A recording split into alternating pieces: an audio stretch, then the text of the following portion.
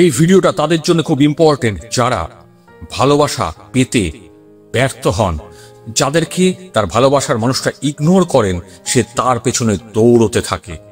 আবার কিছু মানুষ আছে হয়তো দেখবেন যাদের পেছনে ভালোবাসা দৌড়ে আসে, যাদেরকে ভালোবাসা ফলো করে। যদি মনে হয় আপনার ভালোবাসার মানুষটা আপনাকে ইগনোর করছে, ফোন ব্লক করছে, তাহলে তার পেছনে ধাওয়া করাটা প্লিজ বন্ধ করুন। আর আজকের এই ভিডিওটা থেকে এটা শিখুন যে কিভাবে আপনি পারবেন ভালোবাসাকে আপনার দিকে, আপনার কাছে অ্যাট্রাক্ট করতে, আপনার কাছে টেনে আনতে।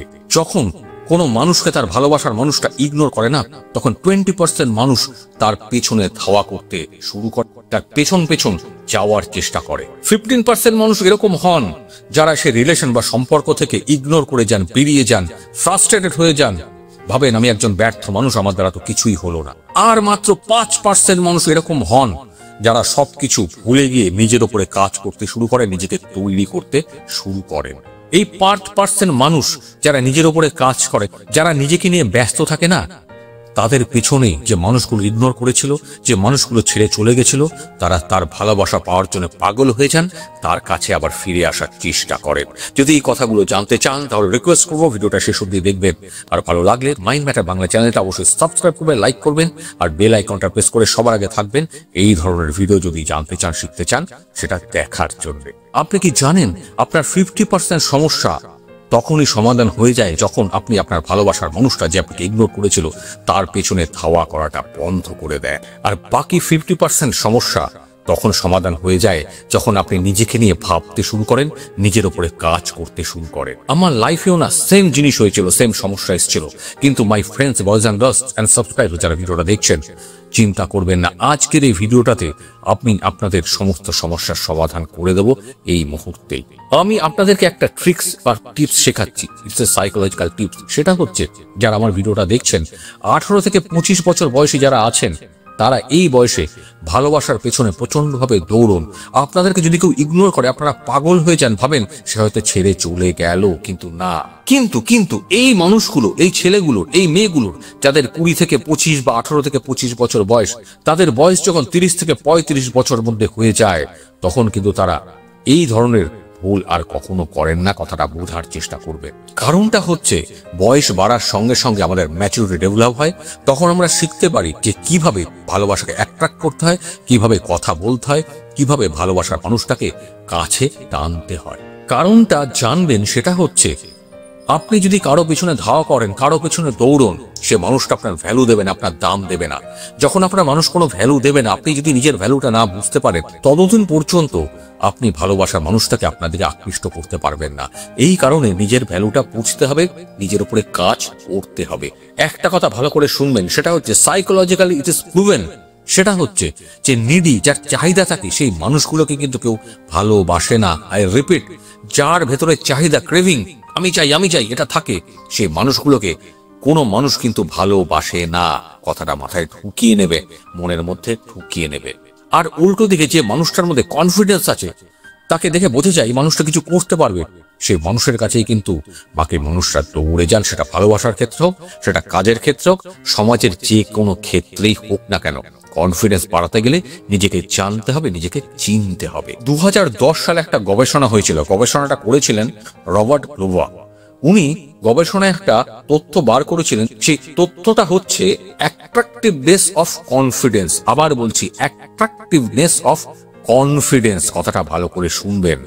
কনফিডেন্স থাকলে তবে অ্যাট্রাক্ট করা যায়। যে সাইকোলজি, এটা একটা মনোবিজ্ঞান। এই গবেষণা বা রিসার্চটাতে 100 স্টুডেন্টকে একটা ইউনিভার্সিটিতে নিয়ে বসানো হয়েছিল এবং তাদের সামনে একটা বড় টিভি স্ক্রিনে দু ধরনের মানুষের প্রোফাইল দেখানো হয়েছিল।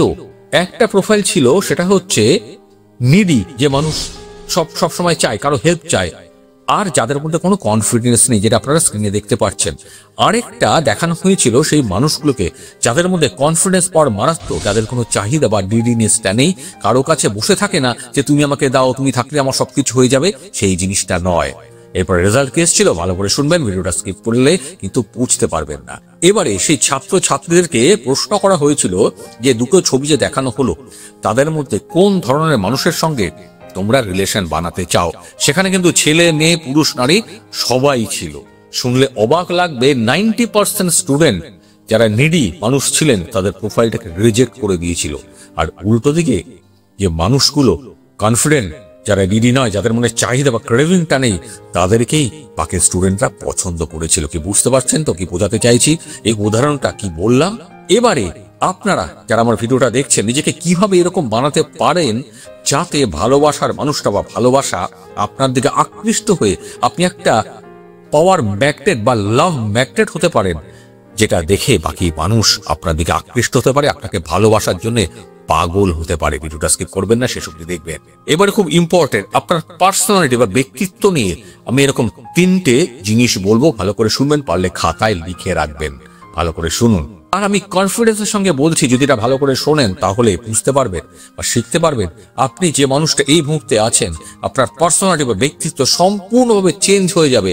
আপনি যদি এখন লো কনফিডেন্সে থাকেন বা ভালোবাসতে যে মানুষটাকে সে আপনাকে ইগনোর করে যাচ্ছে, এই কথা বা এই 3টে পয়েন্ট শিখতে পারলে আপনি বুঝতে পারবেন যে নিজেকে কিভাবে চেঞ্জ করতে হয়। শুধু বুঝতে পারবেন না, আপনি চেঞ্জ হয়ে যাবেন। সবার আগে আপনাদেরকে বলছি মোস্ট ইম্পর্টেন্ট পয়েন্ট, সেটা হচ্ছে ভ্যালিডেশন সিকার। মানে কিছু মানুষ থাকেন যারা অপরের কথা শুনে সামনের দিকে এগোন। কিছু মানুষ থাকেন আমাকে কি বললো, সে কি বলবে, ও কি বলবে, এটা হলো ভ্যালিডেশন। মানে আমাকে ভ্যালিডেট করছে, আমাকে শেখাচ্ছে বা আমাকে বলছে তুমি এটা ঠিক করছো, ওটা ভুল করছো। মানে কিছু মানুষ যারা অপরের কথায় চলেন বা অপরের কথা শুনে সামনের দিকে এগিয়ে যান। আপনি কি এদের মধ্যে একজন নাকি? যদি হয়ে থাকেন এক্ষুনি নিজেকে চেঞ্জ করুন। যারা ভ্যালিডেশন সিকার হয় না, যারা ভ্যালিডেশন চায়, যারা অপরের কথা শুনে চলে, তারা কখনো ভালো মানুষকে, যে তাকে ক্রিটিসাইজ করবে, যে তার সম্পর্কে সত্যি কথা বলবে, সে মানুষগুলোকে কখনো তার ধারে কাছে আশেপাশে আসতে দেবে না বা দেন না। এই টপিকসটা খুব ইম্পর্টেন্ট, কিন্তু স্কিপ করে যাবেন না। এটা ভালো করে শুনলে বুঝতে পারবে যে কি করে নিজের পার্সোনালিটি বাড়াতে হয়, কিভাবে নিজেকে সেই জায়গায় দাঁড় করাতে হয় যখন সমস্ত মানুষ এসে আপনার সামনে সালাম ঠুকবে, প্রণাম করবে, আদাব করবে। দেখুন, আপনি যতই পারফেকশনিস্ট হন না কেন, যতই ভালো কাজ করুন না কেন, আপনার লাইফে এরকম কিছু মানুষ আসবেন যারা আপনাকে ক্রিটিসাইজ করবে, তার আপনার কমতি কি আছে, খামতি কি আছে সেটা বার করবে, তারপরে আপনাকে দুর্বল করে দেবে, আপনাকে বাঁচতে দেবে না, আপনাকে সামনে থেকে উঠতে দেবে না। তারা এমন ভাবে আপনার মনের মধ্যে বিষ ঢুকিয়ে দেবে যে তুমি তো ঠিক নও, তুমি তো ঠিক মতো করছো না, তুমি তো ভুল করছো। এই মানুষগুলো থেকে কিন্তু অবশ্যই সাবধান থাকতে হবে আপনাকে। আর এতে কি হবে, আপনি ইমোশনালি ট্রিগার হয়ে যাবেন, আপনার আবেগ বেরিয়ে আসবে। কারণ আপনার মনের মধ্যে কথাটা ঘুরছে, ওই কথাটা বললো আমি তো ঠিক মানুষ নই, আমি তো ঠিক মতো কাজ করতে পারি না, আমার দ্বারা কিছু হয় না। যখন ইমোশনটা ট্রিগার হয়ে যাবে না, আপনি ইমোশনালি ভুলভাল কাজ করতে শুরু করবেন, আবেগবশত। কারণ আমাদের মধ্যে বেশিরভাগ মানুষ না খুব ইমোশনাল হই আমরা। আপনারা আমার যে ভিডিও দেখছেন, প্রচুর কমেন্ট করেন, আপনারা খুব ইমোশনাল, খুব আবেগপ্রবণ। এই আবেগটাকে সে মানুষগুলো ট্রিগার করে বাড়িয়ে দেয় যাতে আপনি ভুল কাজ করেন। যদি লাইফে বা জীবন এই ধরনের মানুষ আপনার সামনে আসেন, তাহলে বুঝবেন সেই মানুষটা আপনাকে ম্যানিপুলেট করতে চাইছে। আর এই সময়টা হলো মোক্ষম সময় তাকে না বলার। পরিষ্কার মুখের উপরে বলবেন আপনাকে আমার পছন্দ হয়, আপনি নিজের রাস্তায় চলুন, আমি চলি নিজের রাস্তায়। পারবেন তো? পারতে আপনাকে হবে। You can. আমরা মানুষ, আমরাই পারি। আমাদের মানুষের সাইকোলজিটা বুঝতে হবে। ধরুন আপনার কাছে কোনো মানুষ এসে বললো তুমি খুব ভালো, আমাদের মনটা গদগদ হয়ে যায়, আমি খুব ভালো। কিন্তু আমি যে ভালো সেটা আমরা কিন্তু বুঝি না। আমরা ওয়েট করে থাকি সেই মানুষটা কখন বা কোনো একটা মানুষ এসে কখন বলবে তুমি ভালো, সেটা শোনার জন্য। কারণ আমরা ভ্যালিডেশনের শিকার, বা কেউ আমাদেরকে এসে বলবে তার জন্য আমরা ওয়েট করে থাকি। আর যে মানুষগুলো, আপনারা যদি আমার ভিডিও দেখছেন, এই যে ওয়েট করে আছেন, সেখান থেকে বেরিয়ে আসুন। কারণ আপনি নিজে যা, আপনার মধ্যে যে কোয়ালিটি আছে সেটাকে বোঝার চেষ্টা করুন। যেদিনকে বুঝতে পারবেন আপনি মানুষটা কি, আপনার মধ্যে কি ধরনের কোয়ালিটি আছে, সেদিনকে পারবেন ওটা পৃথিবীকে জিততে, ভালোবাসার মানুষটা জিততে, সমস্ত দুনিয়ার যত বাজে মানুষ যারা বাজে কথা আপনাদেরকে বলতো তাদেরকে জিততে। এরপর আসছে 2 নম্বর, খুব important, happiness in your life. আপনার জীবনে সুখ কতটা আছে, আপনি কতটা সুখী বা কতটা খুশি। আপনি যদি একবার শিখে যান যে আপনার জীবনে বা আমাদের জীবনে কিভাবে হ্যাপিনেস বা সুখ খুঁজে পার করতে হয় বা সুখ কিভাবে খুঁজে পেতে হয়, তাহলে কোনোদিন কোনোভাবে ভালোবাসায় আপনি কখনো ঠকবেন না। এবার যে কথাটা বলতে যাচ্ছি ভালো করে শুনবেন, সেটা হচ্ছে যখন আমরা আমার ভালোবাসার মানুষটার প্রতি প্রচন্ডভাবে অ্যাটাচড হয়ে যাই, আকৃষ্ট হয়ে যাই, তখন আমাদের মানসিকতা চেঞ্জ হয়ে যায় যে আমরা তার উপরে ডিপেন্ডেন্ট হয়ে যাই। সে যেটা বলবে সেটা আমি শুনবো, সে যেটা বলছে সেটাই ঠিক।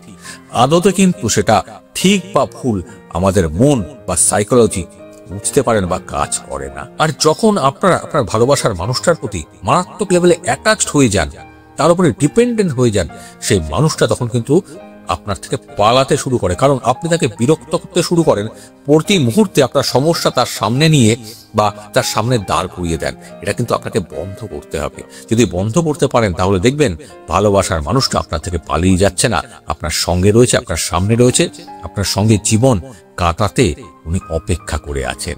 এই কথাটা কেন বললাম জানেন? কারণটা হচ্ছে, যে কোনো মানুষের সঙ্গে ভীষণভাবে অ্যাটাচড হওয়ার আগে নিজেকে নিয়ে কাজ করুন। নিজের এমন একটা কিছু তৈরি করুন বা এমন একটা হবি, আপনি যদি আঁকতে পারেন, গান গাইতে পারেন, সেটা নিয়ে ব্যস্ত থাকুন। কারণ আমরা তো মানুষ, প্রত্যেক মানুষের মধ্যে একটা নিজস্ব সত্তা আছে, নিজস্ব একটা ক্রিয়েটিভিটি আছে। আপনি যদি সেটা নিয়ে ব্যস্ত থাকেন তাহলে দেখবেন ভালো লাগাটা, ভালোবাসাটা ব্যালেন্স থাকবে। আপনি যেটা করতে পারেন বা যেটা করছেন বা যেটা করতে আপনার ভালো লাগে, সেটা নিয়ে যখন ব্যস্ত থাকবেন না, আপনার মনের মধ্যে কনফিডেন্স বাড়বে। এতে কি হবে? আপনি সেই মানুষের উপরে ডিপেন্ড করবেন না, তার উপরে নির্ভর করবেন না। কারণ আপনি জানেন যে আপনি নিজে কিছু করতে পারেন, আপনার দ্বারা কিছু করা হবে, আপনার মধ্যে এই কোয়ালিটি আছে। আমি প্রত্যেককে বলি, নিজেকে তৈরি করুন, নিজের ভেতর যে কোয়ালিটি আছে সেটাকে বুঝুন, তাহলে ভালোবাসায় ঠকতে হবে না। আর ভালোবাসার মানুষটা আপনাকে ছেড়ে পালিয়ে যেতে পারবে না বা আপনাকে ইগনোর করতে পারবে না। কি বুঝতে পারছেন তো? বুঝতে যদি না পারেন কমেন্ট করবেন, আমি বুঝিয়ে দেবো। এরপর আসছে 3 নম্বর, খুব ইম্পর্টেন্ট, সেটা হচ্ছে সেলফ কেয়ার। নিজেকে ভালোবাসতে শিখুন, নিজেকে কেয়ার করতে শিখুন। যে মানুষটা নিজেকে কেয়ার করতে জানে না, যে মানুষটা নিজেকে বুঝতে জানে না, সেই মানুষটা কিন্তু ভালোবাসায় বারবার ঠকে যায়। আমাদের কি হয়, আমরা ভালোবাসতে গিয়ে বা সেই মানুষটাকে ভালোবাসতে গিয়ে, তার উপরে ভাবতে গিয়ে বা তার ব্যাপারে ভাবতে গিয়ে নিজেকে ভুলে যাই, নিজের ক্ষতি করার চেষ্টা করি। আমরা প্রচুর পরিসংখ্যান বা নিউজ দেখি যে ভালোবাসতে গিয়েছিলাম বা তাকে ভালোবেসেছিলাম, সে আমাকে ভালোবাসেনি, আমি জীবনটাকে শেষ করে দিলাম। এই ভুলটা কখনো করবেন না। সবার আগে দরকার সেলফ কেয়ার, নিজেকে ভালোবাসতে শিখুন। যখন আমরা নিজেকে ভালোবাসতে পারবো, ভালোবাসতে শিখবো, তখনই কিন্তু আমরা কাউকে ভালোবাসতে পারবো। যতক্ষণ না পর্যন্ত আমরা নিজেকে ভালোবাসতে পারি, ততক্ষণ পর্যন্ত আমরা অপরকে ভালোবাসতে পারবো না। কিন্তু অপর একটা দিকও আছে, যে মানুষগুলো নিজের ব্যাপারে বেশি ভাবে, তাদেরকে এই দুনিয়া বা পৃথিবী বলে বা সমাজ বলে স্বার্থপর। কিন্তু জানেন, কিছু কিছু সময়ে স্বার্থপর হতে হয়। স্বার্থপর হওয়াটা কিন্তু খারাপ নয়। স্বার্থপর হয়ে নিজের ব্যাপারে ভাবতে হয়। নিজেকে ভাবতে পারলেই অপরকে ভাবতে পারবো, নিজেকে জানতে পারলেই অপরকেও জানতে পারবো।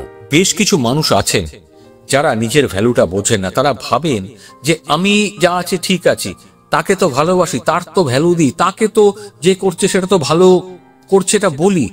কিন্তু এটা ভুল। আপনি যে মুহূর্তে তার ভ্যালু বাড়াতে যাবেন, আপনার নিজের ভ্যালুটা কমে যাবে। সেই মানুষটা কিন্তু আপনাকে পাত্তা দেবে না, আপনাকে ভালো তো বাসা দূরের কথা, আপনার দামও দেবে না। কাজেই boys and girls and subscriber যারা আমার ভিডিওটা দেখছে, যদি দেখে থাকেন, একটা কথাই বলবো, ভালোবাসাটা তো অন্যায় কিছু নয়, ভালোবাসতেই পারে, কিন্তু তার আগে নিজেকে চিনুন, নিজের ভ্যালুটা বাড়ান, এমন কিছু কাজে নিজেকে অ্যাট্রাক্ট করে রাখুন বা এমন ভাবে নিজেকে তৈরি করুন যাতে ভালোবাসা আপনার পিছনে ধাওয়া করে, আপনি নন। আমার ভিডিও যারা দেখছেন ইয়াং এজ 18 থেকে 25, তাদেরকে বলছি, তোমাদেরকে বলছি, নিজেদেরকে কন্ট্রোল করো, নিজের ওপরে কনসেন্ট্রেট করো, নিজেকে ডেভেলপ করো। তাহলে দেখবে তুমি যাকে ভালোবাসছো, তোমার বান্ধবী বন্ধু যেই হোক, তুমি যারা দেখছো, পুরুষ বা নারী যেই দেখছেন, সেই মানুষটা কিন্তু সেই মানুষটাকে খোঁজে, যার ভেতরে সেই মানুষটাকে সে খুঁজে পায়, যাকে সে মন থেকে চেয়েছে। দিস ইজ আ সাইকোলজি, এটা মনোবিজ্ঞান, এটাকে শিখতে হবে। ভালোবাসতে গেলে সবার আগে নিজেকে ভালোবাসতে হবে, নিজের ভ্যালুটা বাড়াতে হবে। ভালো থাকবেন, ভালো রাখবেন। ভিডিওটি যদি শেষ অবধি দেখে থাকেন, অসংখ্য ধন্যবাদ। আর মাইন্ড ম্যাটার বাংলা চ্যানেলটা অবশ্যই সাবস্ক্রাইব করে লাইক করবেন, আর অনেক অনেক কমেন্টস করবেন কি ধরনের ভিডিও দেখতে চান বা মনে কি ধরনের প্রশ্ন আসছে। অসংখ্য ধন্যবাদ যদি ভিডিওটা শেষ অবধি দেখে থাকেন।